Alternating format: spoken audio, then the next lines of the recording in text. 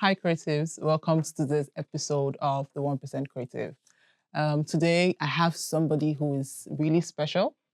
And the culture for this particular show is I do not do the introduction. I let them introduce themselves because, I could actually fall short of things to say. So, on today's episode, I have with me an amazing, brilliant lady who has worked in the media space for many years. Welcome with me, drum rolls. Hello. Hi, Erica. Welcome to the show. Thank you for having me. Thank you. Please introduce yourself. My name is Erica Stephenson. I started my career as a broadcast journalist. So I trained as a journalist. Actually did my BA in drama in theatre, but then decided I wanted to pursue journalism. So I did a postgrad diploma in journalism at Cardiff University. And that was very practical. It was very hands-on. And straight out of that, like I finished an exam on the Friday and I was working in the BBC on the Monday. Wow. So it was really thrown in at the deep end, but in local news. Okay. From there, I stayed in local news for about 4 years. And then I went into, I worked for NHK Japan. And then I went to Al Jazeera English. And then I left news after having children to work in communications. Wow. I mean, like I said, that's like a very big portfolio you've got there. Let's take it back again a bit. I'm going to have to talk about your journey, right? We're going to have to talk about it. But the emphasis of today's episode is self-discovery, training, and a practice, like practice for a creative, right? So at what point did you discover yourself? And what are the various trainings you had to go through?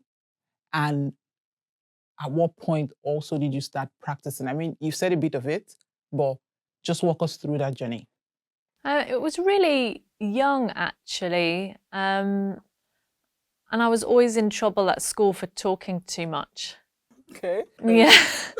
So I was really chatty. And even in my family, I'm the youngest of 4. So maybe it was a way to get more attention. But I was known to kind of talk a lot. Okay. And and sort of made a career out of that, really, and liking, enjoying talking to new people. But I was active and I was really aware that I needed to do a lot of work to get into a media role because my dad's a farmer and my mum's a nurse. There was no, uncle who's a cameraman or something, there was no kind of nepotism there. So so I worked hard at it, and it was at a time, I'm in my 40s now, so it was at a time where you could get work experience at local radio stations and things, which is now kind of a bit more challenging. So I worked at BBC Lincolnshire, which was like my local channel, from 16. Volunteering on a new music program, like a youth program, and actually on the religion program, because not many people wanted to kind of volunteer on it. And it was researching, it was editing audio, writing, maybe interview questions and stuff, going through the newspapers, finding sort of topics to talk about. So that was a young start, really. And then it just went from there, and that really helped me, I think, get onto the degrees that I did, having that hands-on experience. That's really interesting. I mean, 16 is the current generation Z right now, right? And I mean, these people are trying to get into the space where, how you are good at something. There's no enabling environment for you to train and eventually practice, right? Like you said, in your case, you had your parents who had no inclination whatsoever to media, So would you say that your culture or background, right? I mean, being from this part of the country where you are exposed to a lot of, probably the technologies, or how was it at the time, really? What's pushed you? What was that propelling force that, told you or made you feel like, you know what, I'm going to go into this regardless? I didn't feel limited by other people's expectations of me. The school system here, like I didn't get into the more academic school. I went to the school where, if you're not very good at maths or something, that you go to that school, okay. Yeah. But it was a more creative space. And that school, I remember having a careers advisor, like we had a careers advisor talking to us about what we might do. And if you were creative, it was like, oh, well, maybe you could do hairdressing or, something.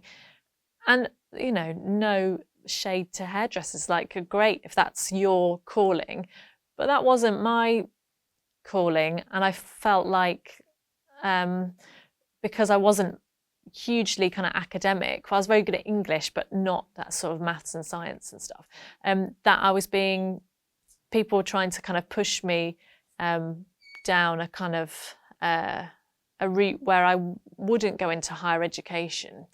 And I didn't want that. And I'd seen that my sisters had gone to university, and going to university meant living in bigger cities, meeting other people, more like-minded people than where I grew up in the countryside.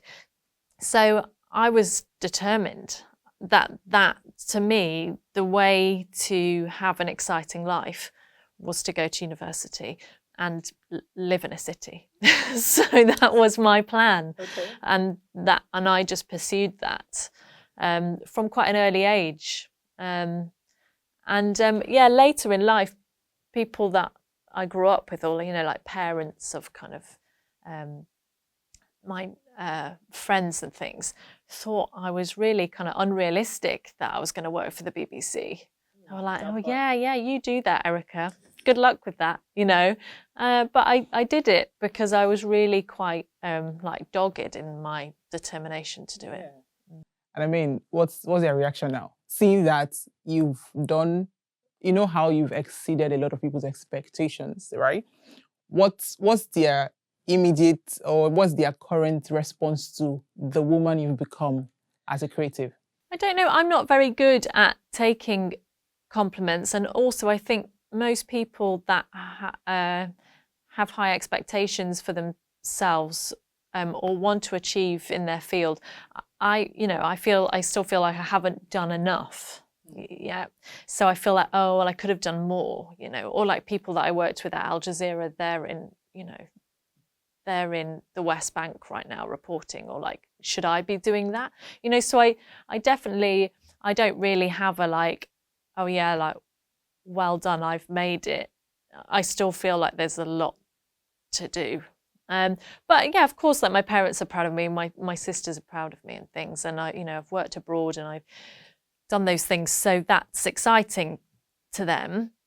But to me, there's a lot more I want to do in my career. I'm really curious to hear about this one, especially because, you're still going to tell us about the projects you've done so far. And you mentioned earlier that you're in your 40s. Anyone who hears this is going to go, you're in your 40s and you feel like you've not done enough. For someone who started at 16, it's almost like, hey, don't say that. So what's your driving force? What's is keeping you on this path? What's giving you that thought of, I haven't even begun to scratch the surface. I feel like there's more to do. What is that thing? Not sure.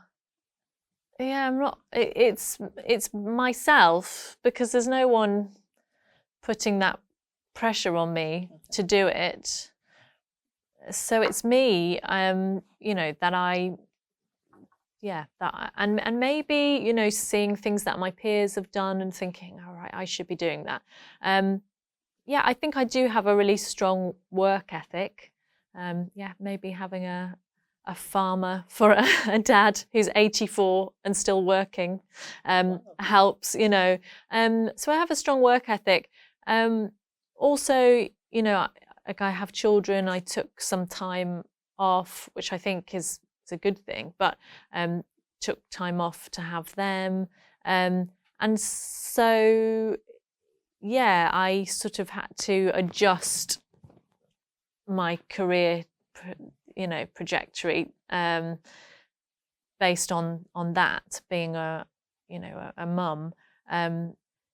So yeah, I think there's loads of things I want to do. Like I teach podcasting now. I worked in radio for quite a long time, but I'm not making any podcasts right now.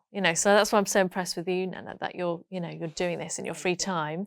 I'm not doing that. So I think, oh right, well, I teach other people to make podcasts. I should be producing one. So life and work can get in the way of those projects, and things like that I want to do, like documentaries and things. That's a lot of work, and it's kind of can be years in the making. And you've got to have the energy for that. But I think as my children get older, and I think I will sort of pursue those plans to make documentaries and produce podcasts. Nice. Speaking of family, right? It's something that a lot of women are struggling with at the time. It's almost a case where a woman is telling the husband, I don't think I want to pause my life because I want to start having kids. Some people go as far as saying, I don't want kids, I want to focus on my career, So where does the balance come in, really? And if you have a spouse who probably is a bit insistent on the fact that, hey, I mean, people have these conversations before they even get married, but you eventually get married and the case changes. At that point, what happens? I know how creatives are. Like, you literally want to do something. You want to create. So what's I would say, advice, really, or how are you able to maneuver this process? I mean, your kids are growing up now. You're happy about it. But how was it for you? I mean, mentally, physically, emotionally, all around? I think it's really, this is something I discuss with my friends who have, are maintaining careers and a family life. It's this ongoing debate, but I think essentially it comes down to governments, right? Having children's not a new thing, guys, and this is how we're all here. So how do you want generations to be brought up? Do you want us to, mortgages on homes in the UK, at least, are based on 2 incomes. Yeah. So what do you want from women? Either, we're working and we're paying our bills and we're, paying our mortgages, because that's how you become a homeowner and that's how you sort of get on in a capitalist society. But then your children are being looked after by other people. And so I think it needs to be, there's people far better versed on this than me that are looking at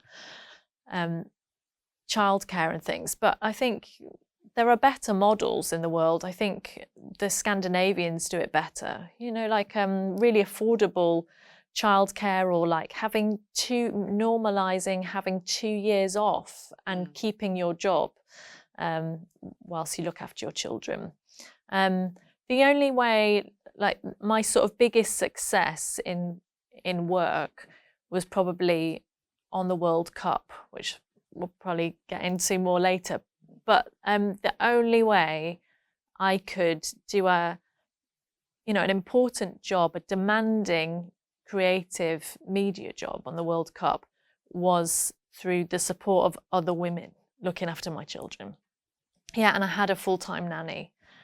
Yeah, so shout out to Mimi and Maria, like for, who, and even if like I've got a supportive husband who totally supports my career, but it's society, and governments essentially. I think we need to stop putting this on to women and saying like, what's the answer? Well, the answer is major government support for childcare and working mothers. Otherwise, population rates will drop and decline. People will choose not to have children because it's this impossible juggle. And people that say, and women that say like, you know, like, oh yeah, like, you know, and there's this whole kind of trad wife thing, which sort of drives me mad online, because my mother was a trad wife, like a real like a farmer's wife, and it's hard, right? It's hard, and they have got, it's fake what they're showing. They've got not a million, but there's other women in the background cleaning their homes or like doing their makeup and hair and stuff, right? So, and their husbands are billionaires. You know, or millionaires at least.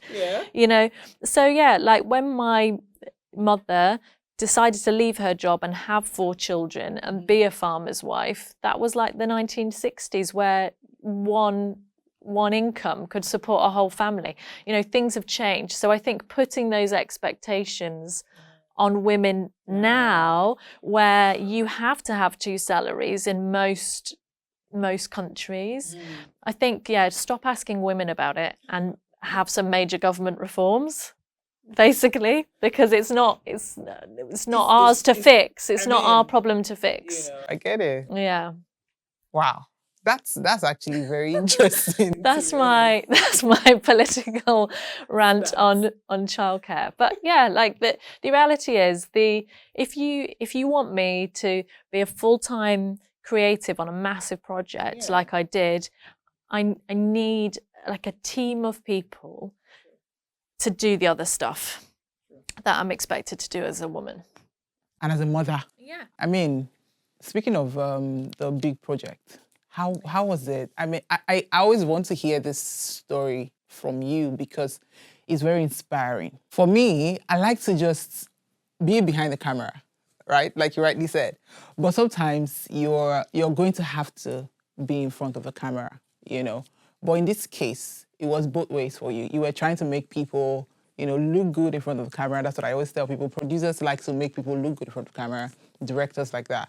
What was the highlight of that particular project for you? Let us know how you even got in, like, how did you get the pass for or the connection to, you know, do the FIFA project and all of that? And how were you able to manage and harness that particular platform?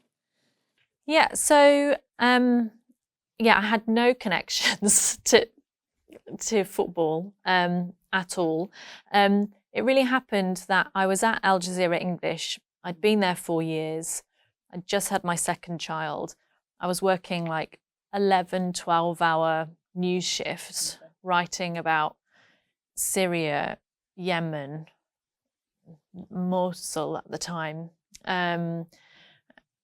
always Palestine. So I was writing about it was hard news, in journalism, quite hard news. And as a producer, I don't think people know so much outside the industry that if you're a producer in an international newsroom, you're the conduit for loads of user-generated content, okay? So I wasn't in the field. I was working at the headquarters, but I would have to go through with a video editor really disturbing footage from war zones every shift. And we worked 4 on, 4 off, which was great because then you had a bit more time with the family, but you would switch between day and night shifts. And that's really, really hard if you've got a family. It was hard for anybody, but it's really hard. And just scientifically, shift works harder on women, right? So night shifts. So I was finding that really draining. Just the nature of the news at the time, and you know, Al Jazeera English, it's a network of hard news. The region, the stories that are being told are, you know, unfortunately, like pretty disturbing a lot of the time. So I felt really burnt out. You know, I was trying to be a mum, and also, you get to 6 hours in or like 8 hours into a news shift, and it's like, Erica, can you make a graphic explainer on the history of the war in Yemen? And you're like, oh God, like I can, but like my mind is melting, you know. So it was taking its toll on me And I loved it, and I'm still like a big fan of everything that Al Jazeera English does, but I needed a break from it. And so I thought, I'll do comms. I'll do communications. That's what journalists do when they sort of burnt out. So I went on LinkedIn, and I thought, well, I'm in Doha. I'm staying in Doha, which is like the capital of Qatar. What's equal or like as exciting as Al Jazeera? You know, I'd come there for Al Jazeera, and the World Cup was coming up in 2022. And so I messaged somebody on LinkedIn who was like their head of content, and I didn't know him. And I said, hi, I've been a journalist for, I can't remember how long I've been a journalist by then, like at least 10 years, for quite a while. And I also worked on the Olympics, right? So I'd been a journalist on London 2012 as a producer in news. So I've got an idea of like big sports tournaments, which are like a circus, really. So I know about this. Have you got a job for me? Because I'm leaving Al Jazeera. And he said, yeah. Yeah. And this was 4 years before the World Cup, you see. So this was when they were sort of hiring more people, you know. And he said, yeah, come in. So I had a chat. And then that ended up being kind of 4 different interviews. And then a year later, the contract was kind of ready. It was kind of a slow process. But yeah, I got this chance. And I think, that I was just lucky to be in the right place at the right time. Like they didn't have to fly me in. They didn't have to. So they were willing to kind of take a chance on me. And it was a time in Qatar's history where it was just boom town. You know, it was like, while I was there, Doha went from like 1 million people to 3 million. Like we just saw the city just expand at this incredible rate. So yeah, it was right place at the right time, but I think you do have to put yourself out there for those opportunities. And yeah, so I just messaged this person and was confident and said, how about giving me a job? And it worked out. And it worked out. Wow, that's really interesting. Like, if there's anything I got from this particular one, it's how you put yourself out there. You know, I mean, what's the worst that can happen? You either say yes or no. But in your case, you got a yes. So what does the concept of networking mean to you? Because I feel like it's important, especially for creatives. It's not, you can't build anything by yourself. I mean, I'm literally working here with a crew of people. You know, I couldn't have done this all by myself. What does the concept of networking mean to you? I mean, as a creative? I think I used to think networking was a boring, awkward event, you know, like in a room at like a hotel or something where you all sort of awkwardly spoke to each other. I think I used to think that's what networking was, and I didn't want to do it, you know, and because it feels a bit, I like to get to know people. I like to have proper conversations, interesting conversations with people. I don't like this sort of the idea of it quite transactional. Like I want to sort of ingratiate myself with this person because maybe they'll give me some work. I'm proud, and I don't do that. I don't like it. I don't do that. I'm not going to just chat to somebody because I think they might be able to offer me something. I'm only going to chat to people that I genuinely think are interesting and I want to talk to. So for me, networking has just been on my terms, you know, people that I think are interesting or like I respect their work. Maybe I'll reach out to them and say like, this is so good, this is really great. You know, or like maybe we can work together on something. I think my networking has been through like being nice on shoots, talking to people. You know, there's directors or DOPs or you know, sound operators and stuff that I really like working with, and they like working with me because we've built up good relationships. So to me, networking is like having good relationships with people that you work with, so then you can, you know, in the future, when you know, if I made a documentary tomorrow, I know exactly who I'd be calling for my video editor, for my DOP, for my director, you know, because I've worked with them before and we like each other's work. So I think networking is, yeah, like being nice to the people that like deserve your kindness. Yeah, but I'm not going to sort of cozy up to people in an industry because I think they're going to get me somewhere if I don't like them or their work. Yeah, and I think that's probably most people's thing, right? But I think it's reaching out to the people that you like their work already. I will just jump in here because it's, you know, that thing of be strategic, place yourself strategically. You know, we hear it a lot of times. And like you said, it's usually like a transactional thing. So people go beyond, I want to know Erica for Erica, aside the fact that she's done this great stuff. And I think they tend to also forget that when I know you on a working level basis, right, it's easier for me to even work more with you, as against coming firsthand and saying, this is what I want from you. Or, I mean, you can be bold to say it. I mean, you were bold enough to say what you wanted. However, I feel like there's like a balance to it. I go on sets as well, and I find that people are more endeared to me because of how you probably just treat them.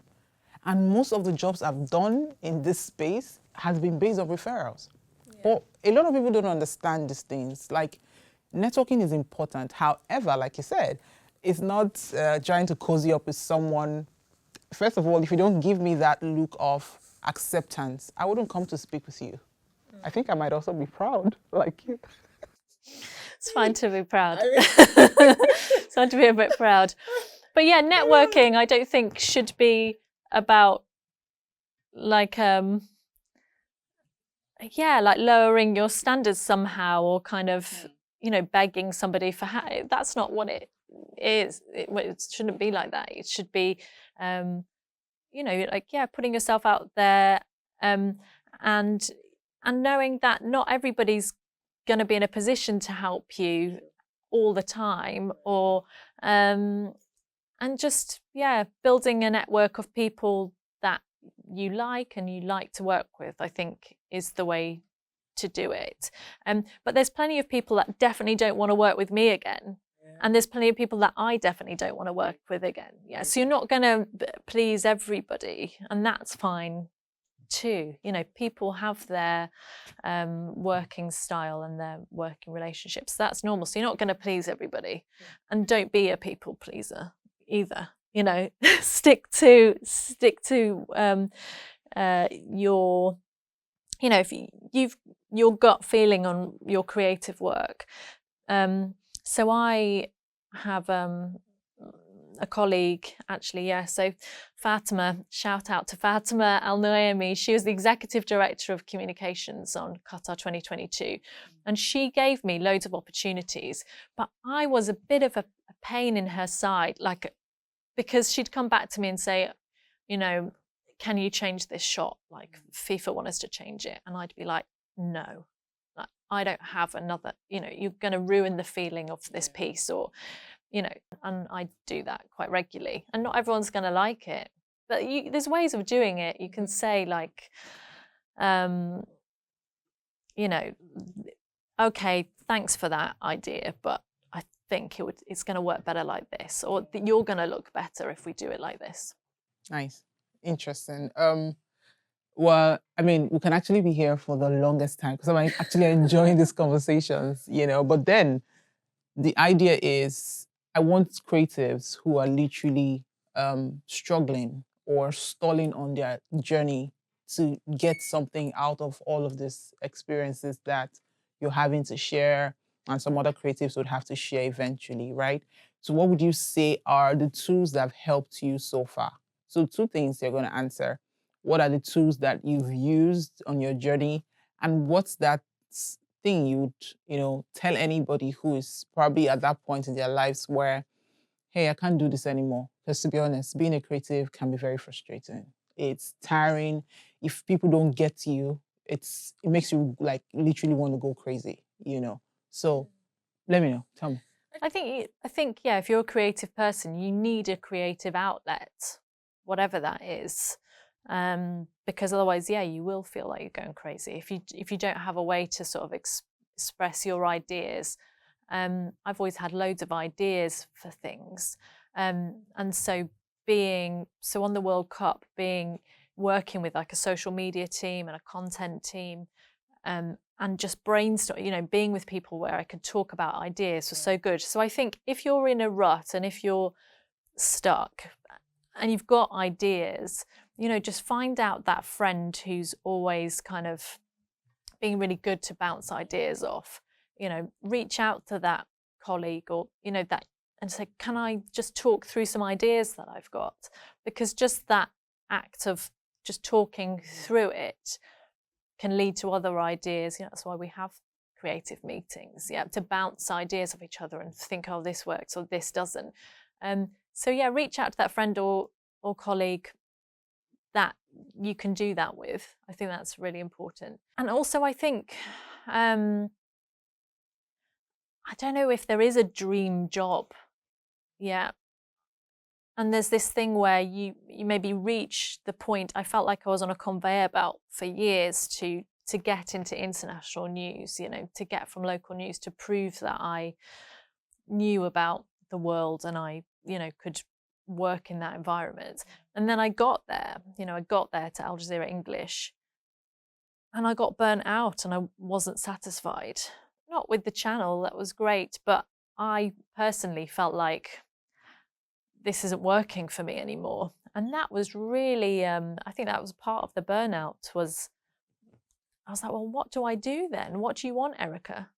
You know, you've got to this point, you've gone from like a farm in the middle of England to the headquarters of this campaigning, you know, political news channel that you wanted to work for, and you're not happy. So what do you want, you know? And so that was quite hard. And now, you know, I'm teaching journalism. So I think that maybe when you get to that point that you've wanted to get to, and if you aren't happy, don't despair. Or if you haven't got to that point yet, there's loads of different paths. There isn't just one creative outlet. So maybe you could be like teaching kids like camera skills and find like that is your calling. Or maybe you find, you know, teaching at a university level, or maybe corporate communications, you know, making promos and stuff. You find the creative process more rewarding than you would in news documentaries. Yeah. So I think, yeah, there's loads of different ways to be a creative. And so don't give up if the way you thought it was going to be doesn't work out, because there are other things that you can do. And there is this, and I say it to our students all the time, there's kind of quite a bit of negativity in the UK because of redundancies and like the sort of the concept that there's less jobs for journalists. Well, no, it's not totally a concept, because local newspapers definitely have just been decimated in terms of jobs, but there are still quite a lot of digital first jobs in journalism. So I think there are those creative jobs. You've just got to kind of maybe change your route slightly. You know, I started out as a radio journalist and now I'm teaching journalism and working as a producer. That wasn't my initial plan. Yeah. So, yeah, change course. If it's not quite working, change course. Do a podcast. You know, the internet, you know, became an accessible thing when I was 16. Yeah. And you guys all have access to, you know, producing something for YouTube, putting something on Instagram or TikTok. I've hired people based on their Instagram. So regarding tools to help you, I think just do something, you know, like you are, you know, put a podcast together, if that's your area of interest. You know, make some reels that show your interest. I don't know, for Instagram, or make some TikToks. My sort of pet peeve when I'm hiring people, or even when I'm helping students with their CVs, this is quite mean, sorry everybody that has that, they're passionate on their CV, but stop doing it. Like, show me. Don't tell me I'm really passionate about news, and then you do an interview with me and you don't consume any news. You know, you don't know what the top stories are. You don't know. So you've got to practice what you preach. So if you say you're passionate about something, you should have a social media platform, or you should have a podcast. If that's your area of interest, that passion, prove it. You know, there's ways of showing, you know, social media allows you to do it. Before, you know, I had to prove my passion by doing work experience at a local radio station. That's not so easy anymore, but doing something for YouTube or TikTok is, you know, a link on a CV or like a cover letter to a portfolio of stuff, or like a Vimeo, you know, if you're making longer form work, but prove it to me. Yeah, do that. That's my advice. And stop putting your passionate on your CV. I mean, that's like the takeaway from here. But before we do that, are you open to mentoring other creatives, especially because of how passionate you are? Passionate. So are you willing to? And if that's the case, how do anybody who's listening to this right now, listening to you and, you know, wants to connect with you on that basis, how do they do that? Yeah, you know, if like 20 people message me, then I'm probably going to have to be like quite selective, you know, because yeah, like I've said, I have a total balancing act of my life and career and family life. But yeah, of course, I'd like to mentor people. And I have in the past. On the World Cup, it wasn't formal, like the mentoring, but I had a really young production team around me. And yeah, even, so again, shout out to Nnenna if she's watching. So Nnenna had just graduated Northwestern in Qatar, real talent. This is like her second job. And I think, well, I know because she's told me, she found me like really tough at first, because I'd come from news where everyone's sort of more brash and straightforward and critical.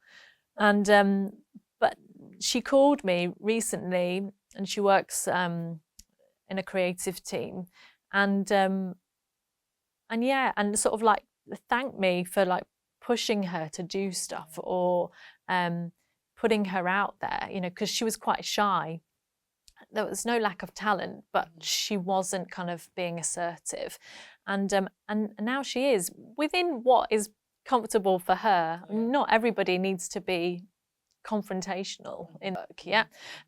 But she became far more assertive, and that was through, yeah, we could call it mentoring, but like working with me and my colleague Ahmed, who were like, you know, more than 10 years older than her. And yeah, and that's really rewarding to me.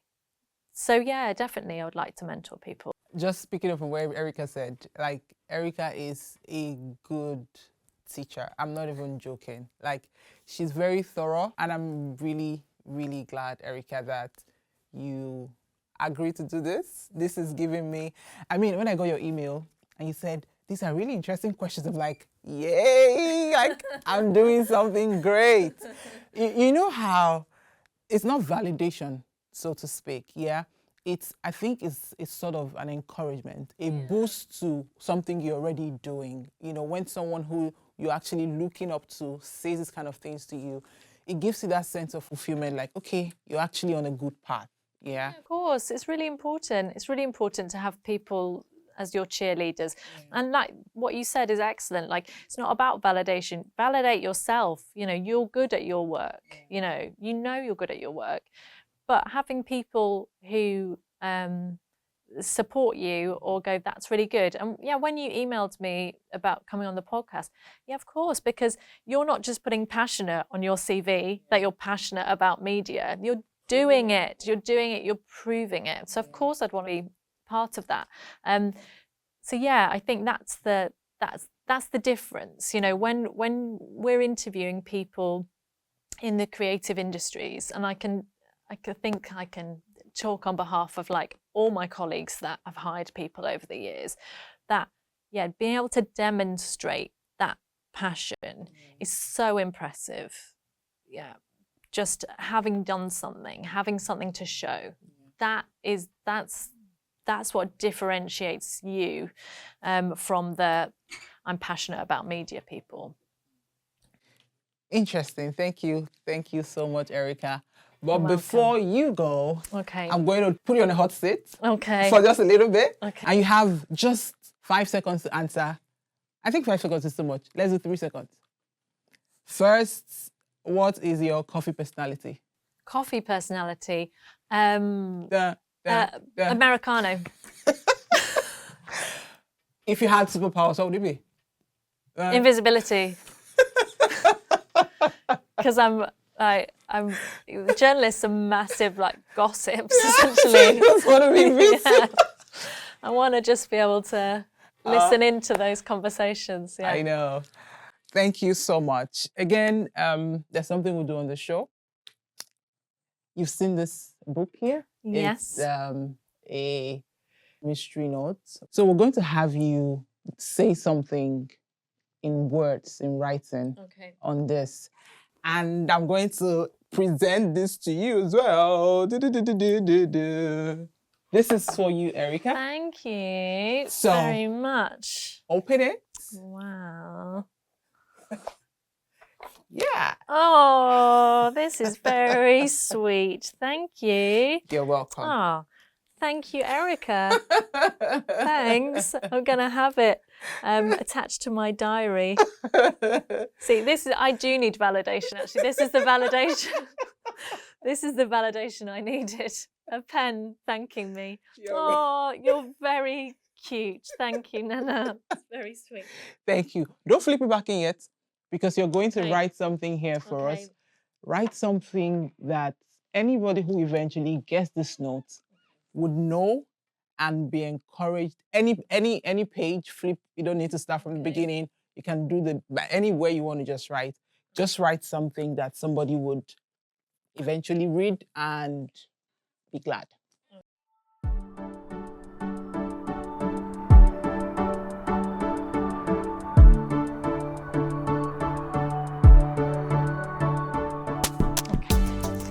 Thank you. Yeah, this stays here still. Thank you so much, Erica. Thank It was such a you. pleasure to have you It was on my the show pleasure. today. Thank you. So creatives, there we have it. Erica was such a good guest today. And like she said, I'm going to remind you as well to first, be confident in your approach as a creative. Secondly, go beyond the passion, prove your passion. Erica said, prove your passion, and that's like a game changer for me. Don't forget to like, to subscribe, to turn on the notification button. This is the place where you need to be. Don't forget, it is the show for creatives by creatives. My name is Nnenna Alozie, and I am a creative.